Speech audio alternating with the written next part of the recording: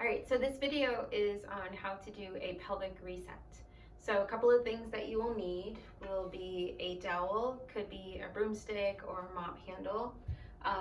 I like to use a squishy ball, so here I have a cordless ball, but a yoga block or a pillow will work just as well. And then also a yoga belt. If you don't have a yoga belt, then you can use a scarf or a belt. It just needs to be something that's long enough that will wrap around the outsides of your knees. You don't want a stretchy resistance band, so you just want something with resistance. So depending on what I have told you on the positioning of your pelvis, it's going to be specific to that.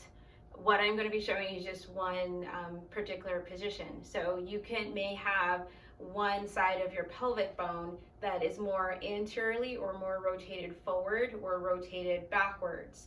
And so based on whatever it is that I told you, then that's what you're going to be focusing on trying to improve. And it could either be the right side or the left side. I'm just going to be showing one side and just showing one particular direction. Essentially, all the components are going to be still the same, but you're just going to be doing it depending on whether you need to work on allowing for your pelvis to move more forward or more backward for the right side or for the left side, okay? So you're going to start off in a reclined position, so a flat surface that's sturdy, so that could be on the floor, or if you have a bed that's pretty firm, then you can work on that as well. You just don't want something that is too soft. So I'm going to lie on my back, and so since the left side of my body is facing towards the camera, that's the side that I'm going to show. So I'm going to assume that I have a left-sided anterior tilt in my pelvis, and I want to help to improve it in order to create a little bit more balance and have it go more posterior or backwards. So if I'm thinking of that positioning that I'm looking for in my pelvis, I can kind of use my hands to imagine my left side is more forward while the right side is more backward. So then that means that with my left leg, I want to actually move it towards my chest. If I'm trying to push it away from me, that's going to encourage more of that anterior tilt. If I bring it closer to my chest, it's going to encourage more of the posterior tilt.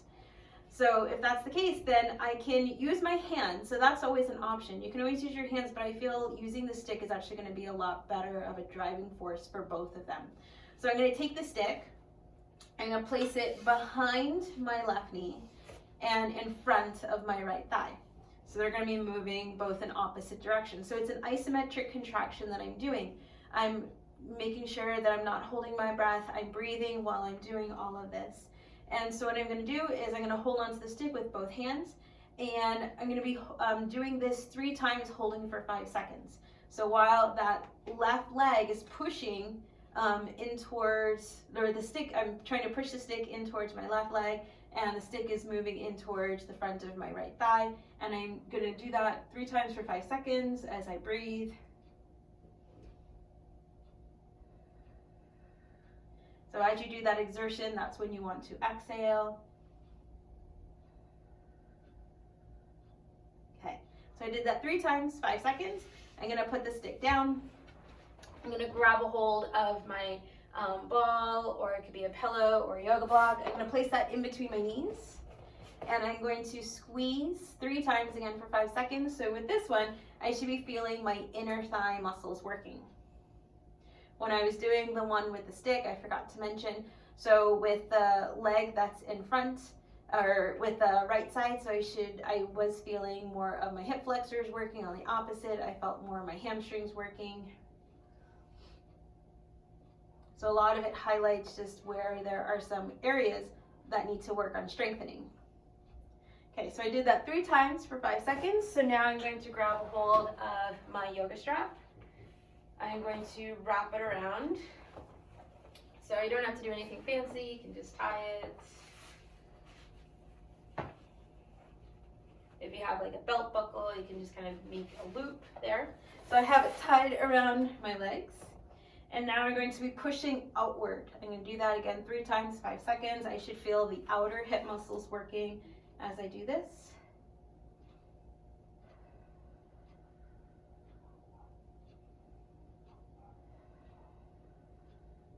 Great, then after the 3 times, 5 seconds, I'm going to remove that. Last one will be, again, the block, ball, or pillow in between the knees.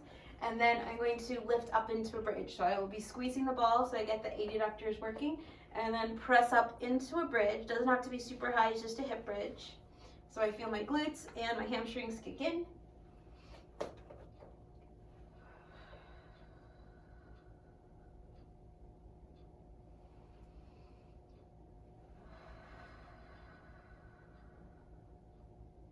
Great, and then when you're done with that, that is your pelvic reset. So a couple of things that you can do in order to see whether there was a change or a difference is you can take a look with both of the knees bent. You can bend them. You should bring the feet together. Should be able to see that maybe, before you did it, one knee looked lower or higher than the other. After doing this reset, you should see that they're more symmetrical. You can also place both of your fingers on either side of your ASIS or the front part of your hip bone, and you should feel that they're more symmetrical. Or before, where you might have felt that one was higher, the other one was lower, or more prominent, a little bit more forward than the other. And so this is something ideal that you want to be doing before you wake up in the morning. Or sorry, not before you wake up, but after you wake up in the morning, before you get up, you do that little bit of a pelvic reset. You can also do it before you're about to go on a walk or a hike or even a run.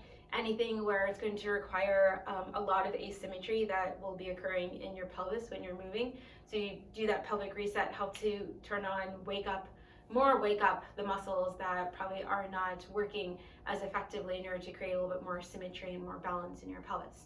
Okay, so again, it could just be once a day, but depending on your activity level, you might need to do it 2 or 3 times, something that you will do daily. And eventually you won't have to continue to do it for too long, because then I will be giving you exercise in order to help to reinforce, strengthen other movement patterns that you are creating a little bit more balance in your pelvis. But otherwise, this is something that should be really helpful and either decrease some of that pain that you're having. Okay, so give it a go.